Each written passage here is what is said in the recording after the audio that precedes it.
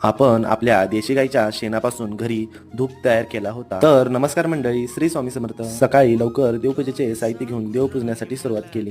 देवपूजन झाल्यानंतर आपल्या देशी गाईच्या शेणाचा धूप दाखवला. नंतर संध्याकाळी पिशवी घेऊन शेतामध्ये निघालो. तर मंडळी शेतामध्ये कशासाठी, तर शेतामध्ये वैरण आणण्यासाठी आलो होतो. नंतर खुरपं घेऊन वैरण काढण्यासाठी सुरुवात केली.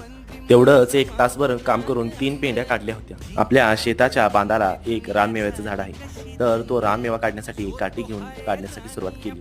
आपल्या शेतातील रानमेवा आहे तर काय, या इलाईन चिंचा काढून झाल्यानंतर गाडी आणण्यासाठी घरी निघालो.